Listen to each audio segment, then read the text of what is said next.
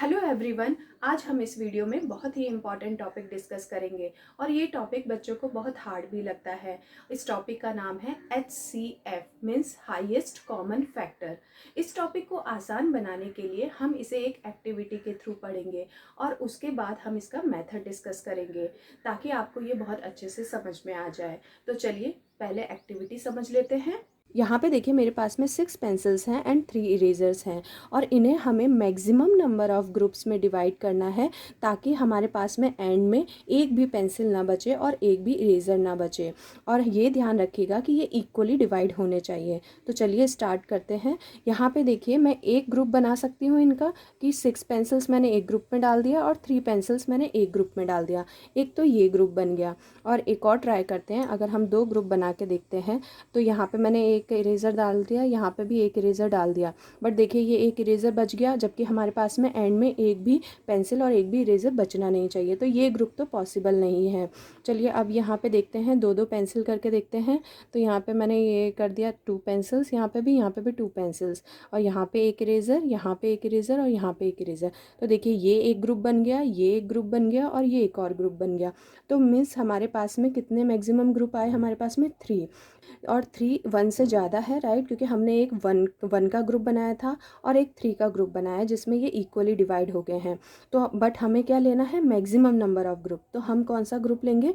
3 वाला ग्रुप लेंगे। तो इसका मतलब ये है कि अगर हमारे पास में 6 पेंसिल है और 3 इरेजर्स हैं तो हमारे पास में मैक्सिमम नंबर ऑफ ग्रुप कितने आएंगे? 3 आएंगे। और ये 3 क्या होगा? ये 3 है HCF। ये किसका HCF है? 6 एंड 3 का HCF है। तो आपने देखा HCF कितना इजी है।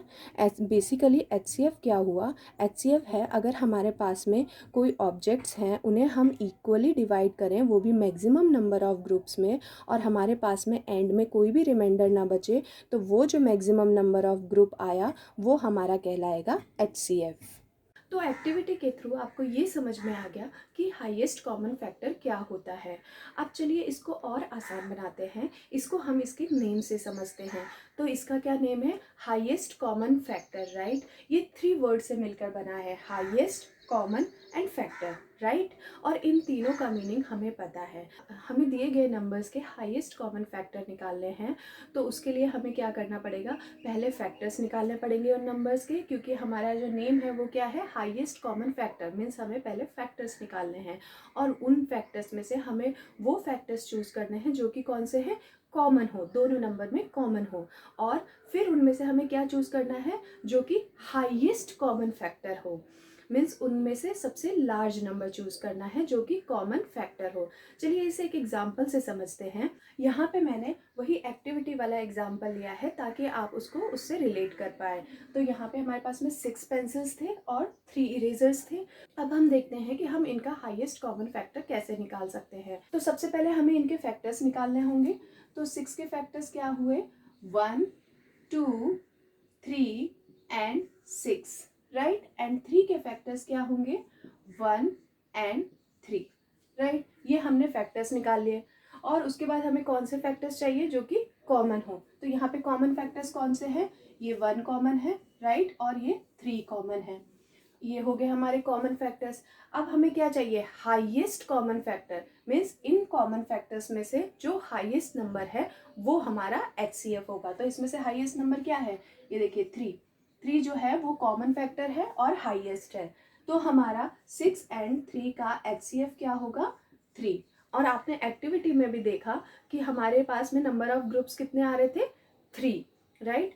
तो अब आपको समझ में आ गया कि हमें नेम ही बता रहा है कि हमें करना क्या है, राइट। अब इसे हम एक और मेथड के थ्रू समझते हैं जिससे कि आप बड़े नंबर का बहुत इजीली हाईएस्ट कॉमन फैक्टर निकाल लेंगे। तो यहाँ पे हम 24 और 36 का highest common factor find out करेंगे।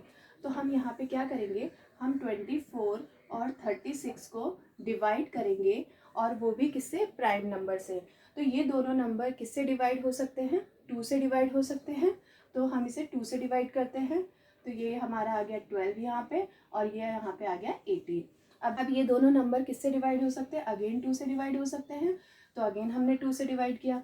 तो यहाँ पे आ गया 6 और यहाँ पे आ गया 2 9 18। तो 6 और 9 यहाँ पे आ गया। अब इसके बाद ये दोनों नंबर किससे डिवाइड हो सकते हैं? 3 से डिवाइड हो सकते हैं। तो यहाँ पे हम इसे 3 से डिवाइड करेंगे, 3 2 ज़ा 6 एंड 3 3 ज़ा 9। अब देखिए ये दोनों नंबर किसी से डिवाइड हो सकते हैं? नहीं हो सकते हैं, तो अब हम यहाँ पे इसे स्टॉप कर देंगे। तो यहाँ पे कौन से कॉमन फैक्टर्स हो गए? 2, ये भी 2 और ये वाला भी 3। तो हमारा HCF कितना हो गया? अब हम इन्हें मल्टीप्लाई कर देते हैं, 2 मल्टीप्लाई बाय 2 मल्टीप्लाई बाय 3 और हमारा आंसर कितना आ गया? 12। तो हमारा हाईएस्ट कॉमन फैक्टर क्या हो गया? 12। तो इसका मतलब है कि 24 और 36 का जो मैक्सिमम नंबर ऑफ ग्रुप बनेगा वो कितने बनेंगे? 12। यही हमारा हाईएस्ट कॉमन फैक्टर हमें बताता है।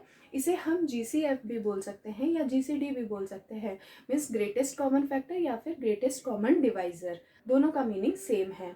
चलिए अगर इस 2 नंबर्स की जगह पे हमारे पास में 3 नंबर्स हैं तो हम कैसे निकालेंगे? तो यहाँ पे देखिए हमने 3 नंबर्स लिए हैं, 20, 28 एंड 36। इसका हमें हाईएस्ट कॉमन फैक्टर निकालना है, तो हम सेम मेथड यूज़ करेंगे। पहले मैं यहाँ पे 20 लिख लेती हूँ, 28 एंड 36। अब हम ये चेक करेंगे कि ये तीनों नंबर किस प्राइम नंबर से डिवाइड हो सकते हैं। तो ये 2 से डिवाइड हो सकते हैं, तो इसे हम 2 से डिवाइड करेंगे। 2 10 यहाँ पे आ जाएगा और यहाँ पे क्या आ जाएगा?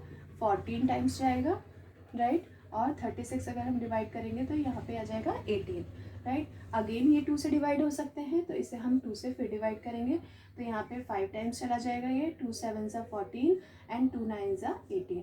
अब देखिए यहाँ पे कोई ऐसा प्राइम नंबर है जो इन तीनों को साथ में डिवाइड कर दे? नहीं, राइट। तो हमारा जो डिवीज़न है वो यहीं पे स्टॉप हो जाता है और हमारा HCF हमें क्या मिलेगा? अब इसके बाद यहाँ पे देखिए 2 और 2, तो इन दोनों को मल्टीप्लाई कर देंगे हम, तो हमें मिल जाएगा 4। तो इसका मतलब हमारा हाईएस्ट कॉमन फैक्टर क्या हुआ? 4। 20, 28, 36 का हमारा हाईएस्ट कॉमन फैक्टर है 4। तो देखा आपने HCF कितना सिंपल है। आई होप आपको अब कोई भी डाउट नहीं रहा होगा। अगर आपको लगता है कि आप लोग के लिए ये वीडियो यूज़फुल रही है तो आप इस वीडियो को लाइक भी कर सकते हैं, और अगर आप मेरे चैनल पर नए हैं और आपको मेरी वीडियोस अच्छी लगती है तो आप मेरे चैनल को सब्सक्राइब भी कर सकते हैं। मेरी पूरी कोशिश रहेगी कि मैं मैथ्स को आप लोग के लिए सिंपल बना सकूं। तो चलिए फिर मिलते हैं नेक्स्ट वीडियो में। Thank you.